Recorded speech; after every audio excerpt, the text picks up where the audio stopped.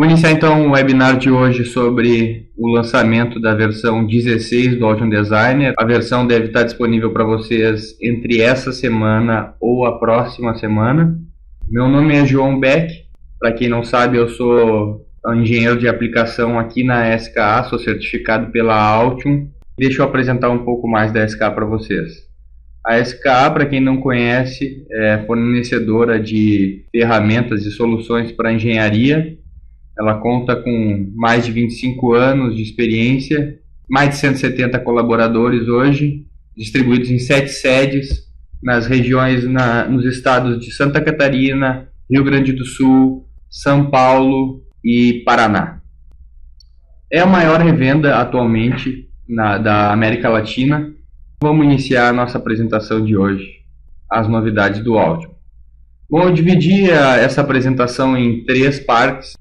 A primeira parte, então, são as regras de projetos que hoje, com essa nova versão, elas vão estar mais automatizadas. Depois das regras, vem as ferramentas que também algumas delas estão mais inteligentes.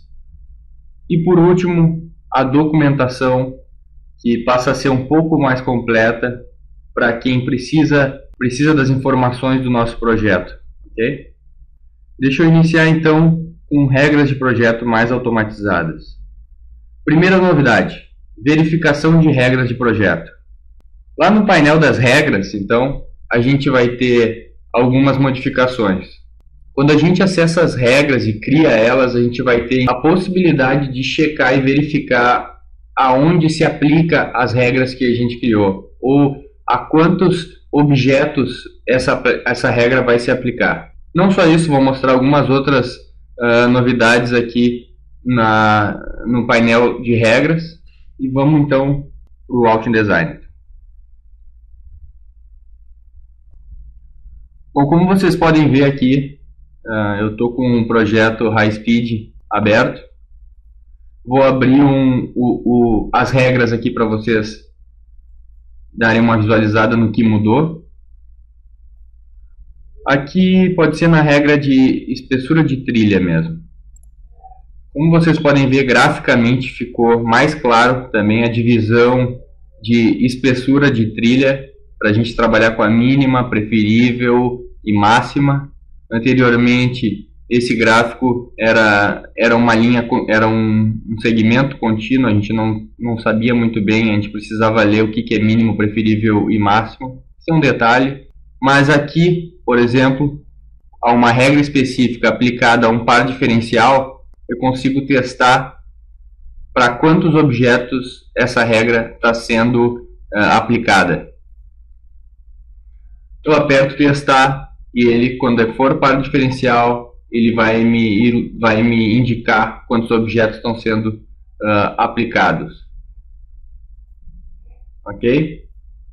E aí eu vou poder fazer então o filtro dos objetos que estão sendo aplicados.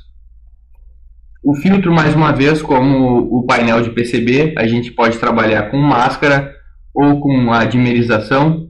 Okay? A principal diferença entre máscara e dimerização é que máscara a gente não vai conseguir editar outros objetos que não sejam os que fazem parte da máscara. Na dimerização, ele simplesmente vai dar destaque, mas eu também consigo editar os outros objetos da minha placa, ou movê-los. Okay? Vou deixar em máscara aqui por enquanto. Daí eu vou ter a visualização na minha placa. Okay? Outra novidade que a gente vai ter aqui é na Solder Mask Expansion. É um detalhe pequeno também, mas que faz a diferença na hora do nosso design. Agora a gente tem então o item aqui, Solder Mask from Raw Edge. Então ele vai pegar exatamente a partir do furo. Ele vai pegar a máscara direto da borda do furo. Okay?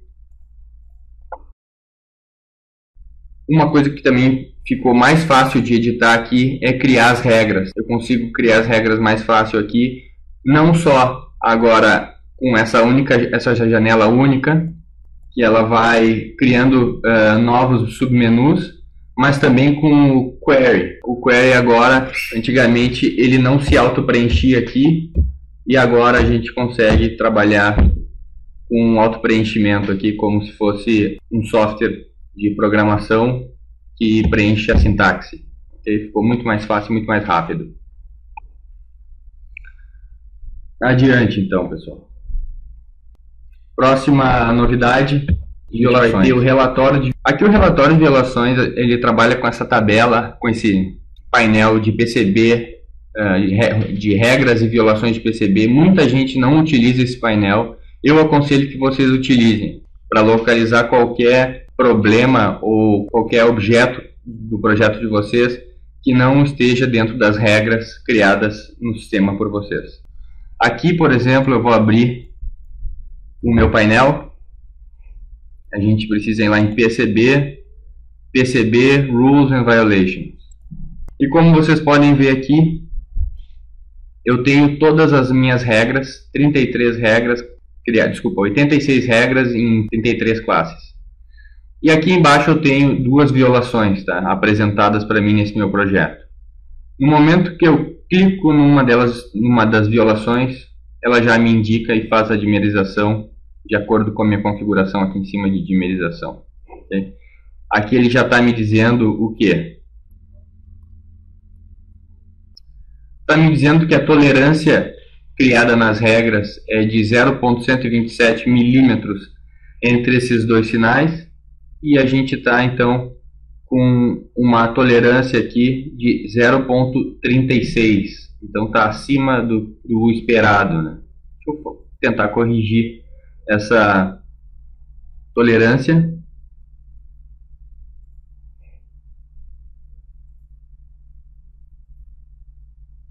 Ok, pronto. Com o Interactive Lane Tuning aqui eu já corrigi a regra, então que o objeto que estava fora das regras já foi corrigido, já sumiu do meu painel. E agora eu ainda tenho mais um erro, mais uma violação aqui nas minhas regras. Deixa eu localizar ele. Está aqui, que é a espessura de trilha, que atualmente está 0,07 milímetros e deveria estar pelo menos 0,08. Eu fiz esse erro intencionalmente, então, aqui para vocês, só para demonstrar. Mas se eu quiser corrigir, eu vou lá e altero a espessura de trilha e tudo volta ao normal. Eu não tenho mais nenhum erro no meu painel. Okay? O que mudou aqui, principalmente, foi quando eu tenho um erro. Anteriormente, ele só me dizia o que estava, as informações deste meu objeto. Me dizia que atualmente essa tua trilha está 0,07, mas não me indicava qual era o target, qual era o valor que deveria estar e que estaria de acordo com as minhas regras. Agora a gente tem isso aqui, eu não preciso abrir meu painel de regras para visualizar a regra que eu devo obedecer. Okay? Então ficou mais fácil, mas o que eu queria principalmente era mostrar para vocês esse painel e deixar claro que ele é bem útil no design, no desenvolvimento da placa. Okay? Voltando então, como vocês podem ver aqui o comparativo entre o AD15 e o AD16, a gente tinha a espessura atual de trilha e agora a gente também tem o target. Okay? Adiante. Xsignals Multi-Chip Wizard. Essa ferramenta é muito boa. Poupa muito tempo de projeto. Por quê? Vou mostrar para vocês. Para quem trabalha com projeto high speed, precisa criar diversas regras, principalmente para as memórias e manter a velocidade ou o comprimento das trilhas nas memórias sempre dentro das regras. E como que faria isso? Teria que criar regra para cada memória, para cada grupo de dados, okay? Isso tomaria muito tempo. Assim como também para pares diferenciais. Se eu tenho lá no meu projeto 30, 40 pares diferenciais, eu teria que criar uma regra para cada par. Como que eu faço agora dentro da ferramenta do Xsignals Wizard? Essa ferramenta Xsignals já existia anteriormente na versão 15, mas ela não era tão poderosa quanto ela agora. Se eu abrir aqui o painel PCB, eu já estou dentro do Xsignals. Vocês podem ver que não tem nenhuma regra, não tem nenhum grupo, nenhuma classe de Xsignals criada ainda. Também nas minhas regras, na parte de High Speed, eu tenho algumas regras, ok? Vou mostrar para vocês o que essa ferramenta vai fazer. Venho aqui em Design, Xsignals e rodo então o Xsignals Wizard. Primeira coisa que a gente vai fazer então, vou escolher aqui nesse meu caso, eu quero criar Xsignals para as memórias DDR3 do meu projeto. A gente pode ter então a configuração do número de data lines, tá? De linhas de dados que eu quero configurar ou quero criar as classes das minhas regras. Nesse caso aqui eu vou criar com 8. Eu tenho uma tolerância ali de 10.000, tá? Deixa eu mudar aqui para vocês. 10.000, posso mudar como eu quiser essas tolerâncias. Essas tolerâncias vão ser usadas então diretamente já nas regras que vão ser criadas a partir do Xsignals. Eu vou lá e aperto Next. É bem fácil de criar esse grupo de regras. Primeiramente eu vou selecionar então o meu processador, o microcontrolador. E aqui embaixo eu vou selecionar as memórias.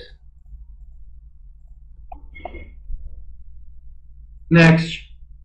Ele automaticamente vai criar os Xsignals aqui a partir de todos os sinais da minha memória e processador. Okay? Aqui eu posso escolher a topologia que eu quero trabalhar, Flyby ou T. E aqui eu posso mudar a nomenclatura como eu quiser. Vou analisar aqui para vocês terem uma ideia de como funciona. Aqui estão os sinais. Se eu alterar qualquer coisa aqui, na nomenclatura ele pode alterar ali. Ok? Como vocês acharem melhor. E aí eu vou lá, dou mais uma vez o Next, analiso, mais uma vez posso editar aqui se eu quiser e finalizo as minhas regras. Tem que agora automaticamente todo o controle de comprimento de trilha vai criar regras automaticamente. Eu vou poder visualizar elas e vou poder fazer a análise se elas estão dentro da tolerância ou não. Ok?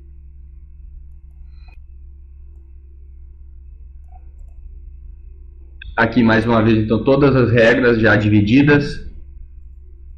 10.000 como a gente setou anteriormente no Xsignals. E mais uma novidade aqui que é muito interessante aqui no painel de regras. Para quem trabalha com par diferencial, principalmente, eu posso agora criar uma classe, digamos, pares diferenciais, ok?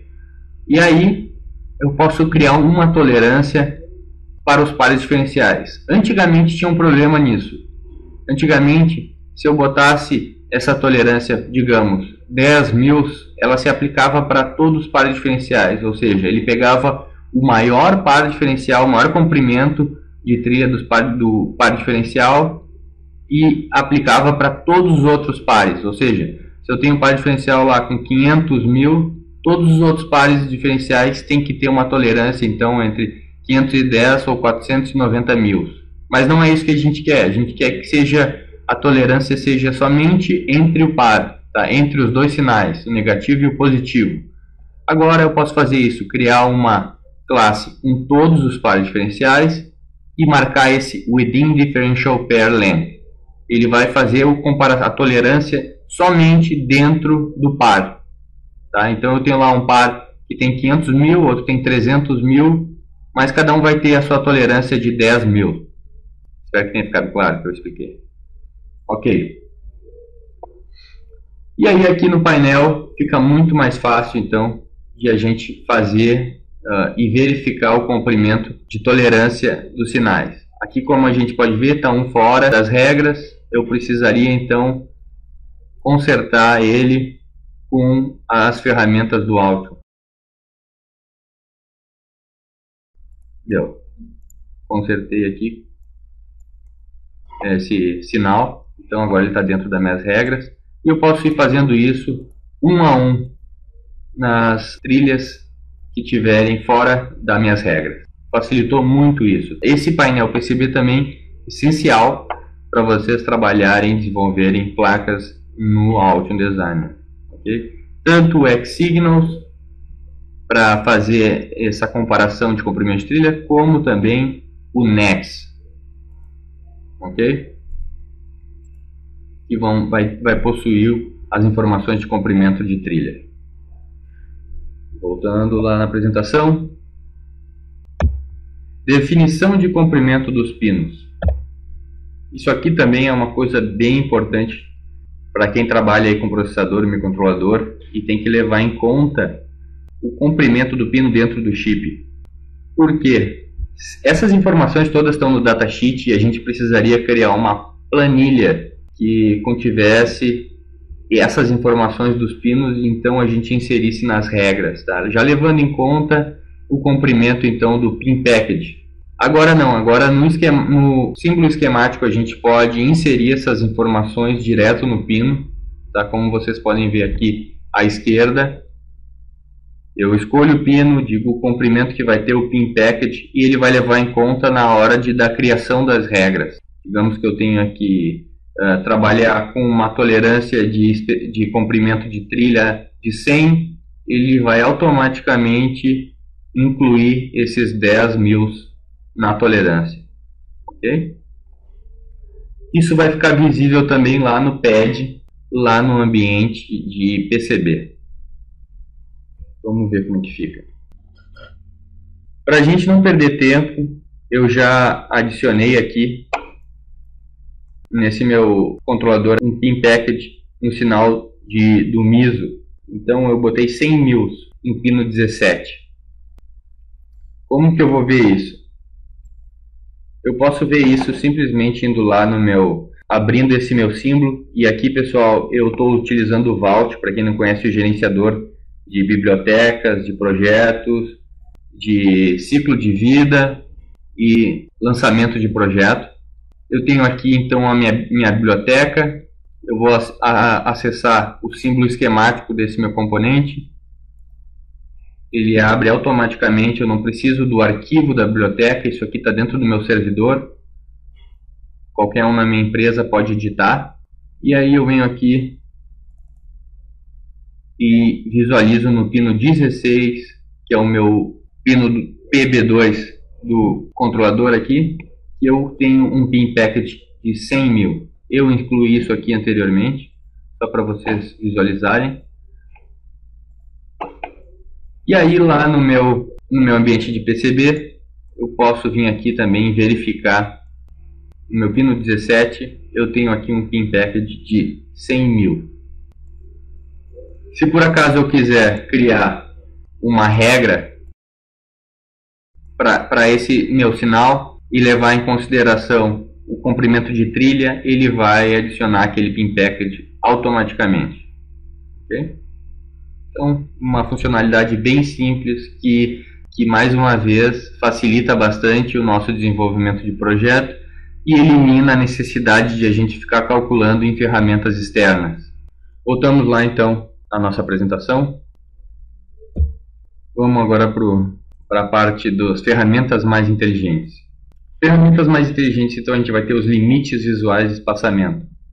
Essa aqui é uma novidade bem interessante que pode fazer a gente economizar bastante tempo no nosso projeto. Claro que são pequenos segundos que, se acumulando durante todo o nosso projeto, vão contar em bastante tempo aí no final do projeto. O que vai acontecer com esse limites visuais? A gente vai conseguir então ter uma ideia de onde ou que caminho a gente vai conseguir trilhar, onde vai existir algum espaço para a gente conseguir trilhar o nosso componente, o nosso pad, de acordo com as regras, ok? Então, como vocês podem ver à esquerda aqui, como a gente fazia o roteamento anteriormente e como a gente vai fazer a partir de agora.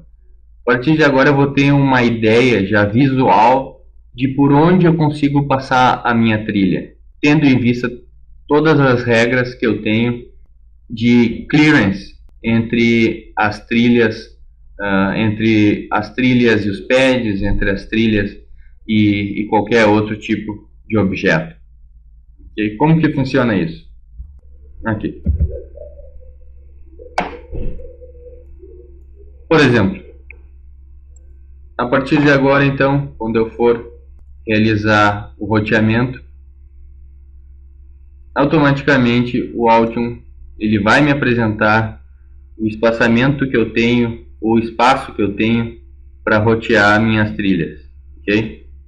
Notem que nesse caso aqui até está fácil do roteamento, mas digamos que eu tenha diversas outras trilhas e eu precisasse ter uma ideia de por onde eu consigo passar minha atual trilha, levando em consideração as regras. O que eu faria anteriormente era uma tentativa e erro. Eu ia tentar passar, ok, o mais próximo possível e verificar então na tentativa e erro se seria possível fazer esse roteamento, passar a trilha por aquela determinada região. Agora eu também tenho uma visualização melhor. Essas configurações elas podem ser feitas aqui no DXP mesmo, lá em PCB Editor, em Interactive Routing, tá? E eu tenho duas opções. Uma delas é o display do Clearance Boundaries, que vai fazer isso que a gente viu agora, vai me mostrar o clearance de toda a minha placa. Ou eu posso reduzir esse clearance para usar um pouco menos de processador do computador, usando só um display area, que ele vai ficar um círculo em volta do local onde eu estou roteando, e só nesse círculo ele vai me apresentar as regras e os limites visuais. Okay? Vou mostrar para vocês aqui como é que fica.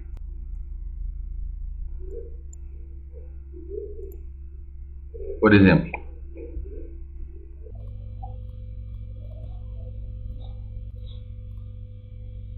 fica um círculo, como vocês podem ver,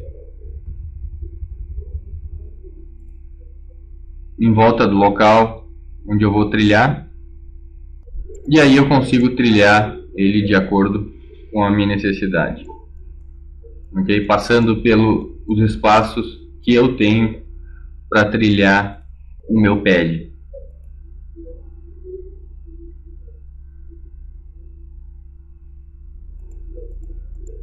Voltando aqui às ferramentas, posicionamento de componente inteligente.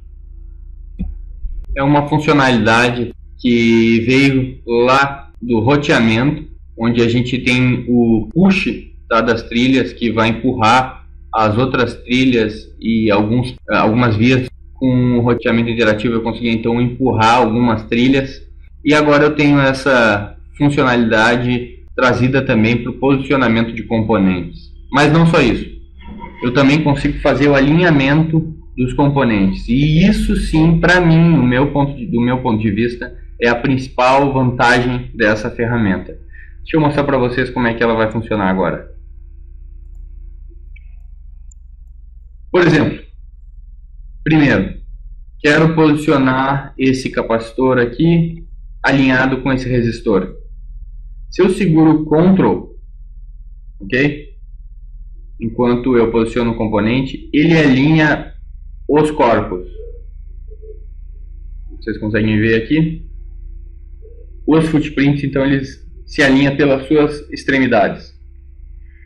Mas agora, digamos que eu queira pegar um componente assim, esse meu U1, e eu queira alinhar o meu pino 1, o meu pad 1, com o pad 1 do C3, do capacitor C3. Aí eu posso utilizar o atalho Shift. Então, se eu quero alinhar os pads, eu uso Shift. Se eu quero alinhar o corpo, eu seguro Ctrl. Ok? Notem que ele alinha o corpo aqui, o limite do corpo, com o limite do corpo. E com Shift, os pads. Agora, a ferramenta de push funciona dessa forma. Eu posso mudar da mesma forma que eu mudo no roteamento interativo com Shift R. Aqui no posicionamento dos componentes eu altero só com um atalho R. Eu tenho então o primeiro modo, onde ele não vai empurrar o outro componente, mas ele vai respeitar o limite de espaçamento de clearance, ok? E se eu apertar mais uma vez o R, então eu consigo agora mover os componentes ao redor, de maneira que eu consiga então encaixar o meu outro componente mais facilmente. É claro que muitas vezes essa funcionalidade também pode não ser tão útil. Digamos que a gente esteja trabalhando embaixo de uma BGA com vários capacitores de desacoplamento e eu não queira mover todos os outros enquanto eu movo esse. Então essa ferramenta não seria tão útil. Mas em outros projetos, muitas vezes, com certeza, ele vai ser bastante útil se for necessário movimentar pelo menos um pouco alguns componentes de forma que eu consiga então posicionar esse componente mais facilmente. A vantagem também aqui é que se eu não solto o mouse, ok, o componente, se eu desisto do posicionamento, o componente que está sendo afetado ele volta para o local de origem. Então eu não perco o posicionamento dele se eu desistir de fazer o reposicionamento nesse caso do C4. Ok? Mas mais uma vez, a principal vantagem aqui para mim é o alinhamento. Eu não preciso mais selecionar os componentes com o botão direito e ir em Align e alinhar eles, acessando esse painel de Align, o que tomaria muito tempo lá no meu projeto. Mais uma vantagem também nessa parte de posicionamento, que essa também é muito legal e muito útil, é o seguinte. Digamos que eu tenha dois componentes aqui e eu queira fazer o swap deles, do posicionamento deles. Por exemplo, eu quero trocar o posicionamento desse meu C4, eu quero que o posicionamento desse meu C4 seja agora esse C10 e o C10 seja o C4. Eu seleciono os dois componentes, segurando o Shift. Com o botão direito eu vou lá em Component Actions, Swap Components. E instantaneamente a gente tem o reposicionamento dos componentes. Essa ferramenta também é muito legal e faz parte então do positioning dos componentes. Voltando para a apresentação. Sincronização das cores das nets. Essa aqui é uma funcionalidade que foi pedida diversas vezes no fórum da Altium e finalmente ela foi desenvolvida. Tá? Isso aqui é muito legal, principalmente para quem trabalha com uma equipe de esquemático e outra equipe de layout. O que a gente consegue fazer aqui? Vocês devem ter visto aqui que alguns dos meus pads eles têm cores diferentes. Okay? Eu tenho aqui para o meu VCC a cor vermelha e para o meu GND verde. Por quê? Porque eu alterei no meu esquemático. Okay? O que eu consigo fazer agora? Agora com essa ferramenta aqui em cima, tá? De Net Color, eu consigo colorir as nets no meu esquemático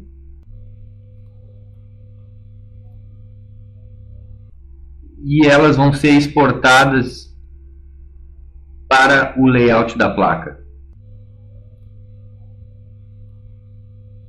Se existe qualquer outro lugar onde essas nets pertencem no meu esquemático, ela automaticamente colore também a mesma net, mas em outros locais.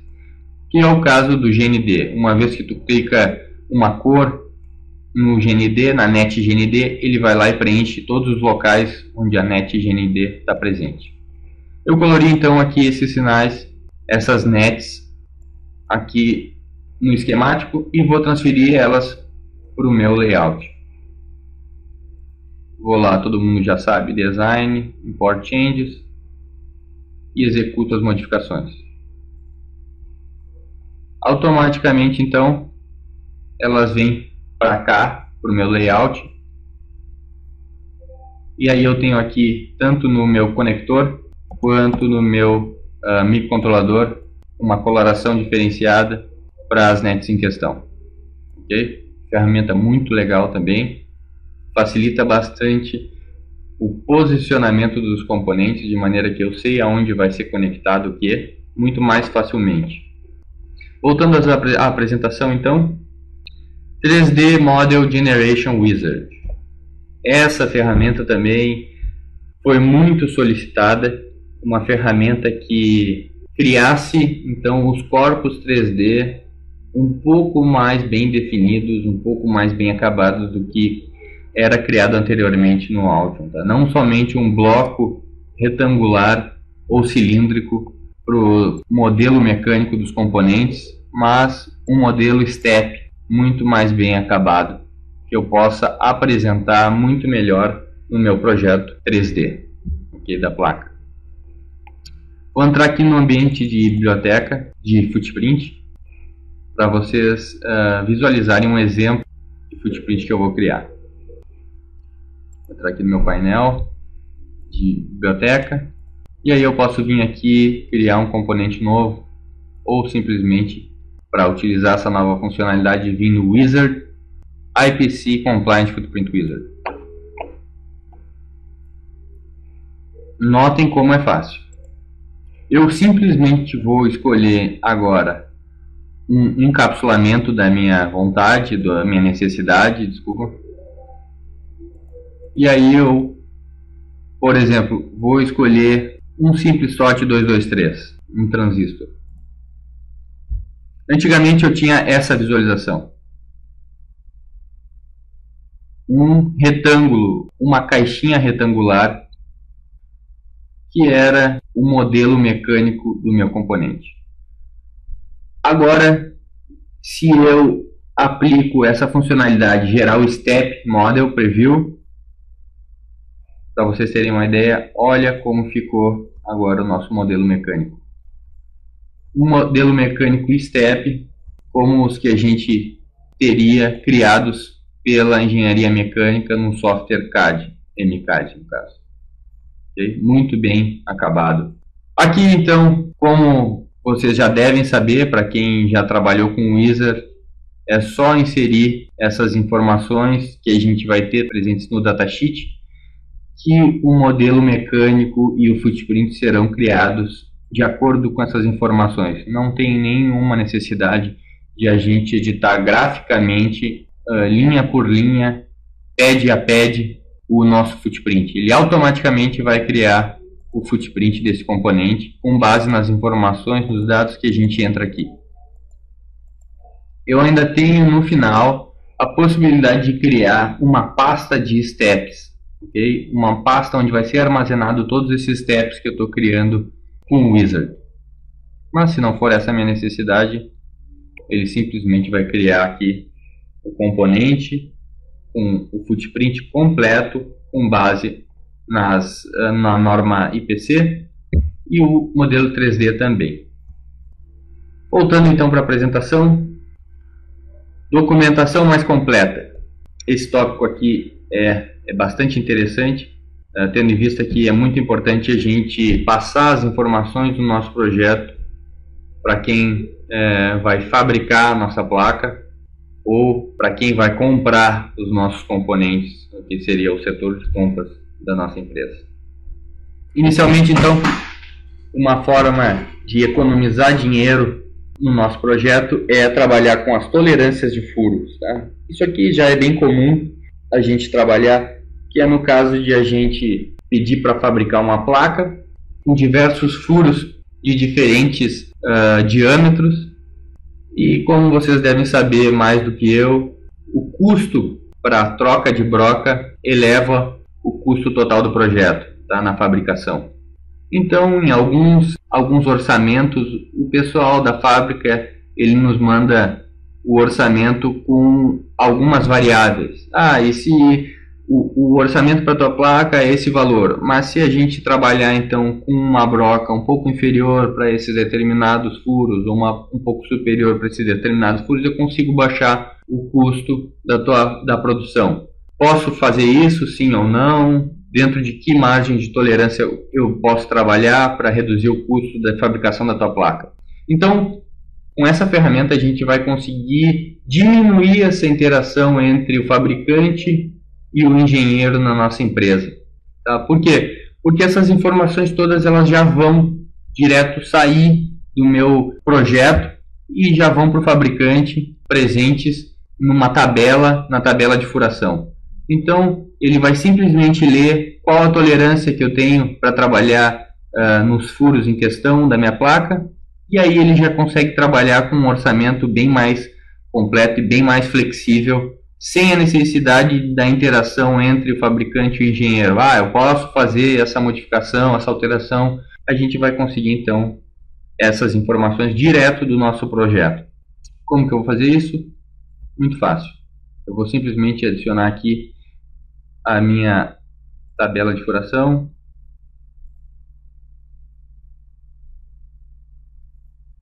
E notem que automaticamente ela já vem com as colunas de Roll Tolerance, mais e menos.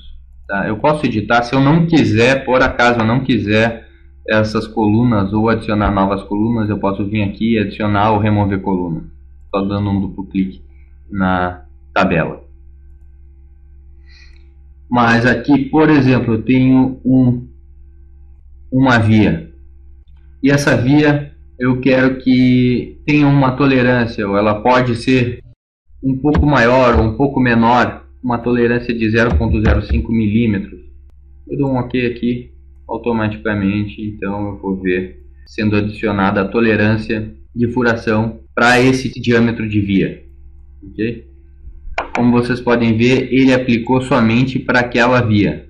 Todas as outras 396 vias que tinham o mesmo diâmetro não foram alteradas para a tolerância. Por quê? Porque, como vocês sabem, agora a gente trabalha com templates de vias também. Então, se eu quiser adicionar essa tolerância nos templates, aí sim eu vou ter aplicado para todas as minhas vias. É claro que se eu quisesse também, eu poderia simplesmente selecionar todas as vias que são iguais a essa e editar as propriedades, como vocês também já devem saber como fazer. O botão direito, Find Similar Objects, eu quero essa via, eu quero as vias que tem o tamanho de furo 0,2 milímetros, só altero para 100, aplico, todas elas foram selecionadas.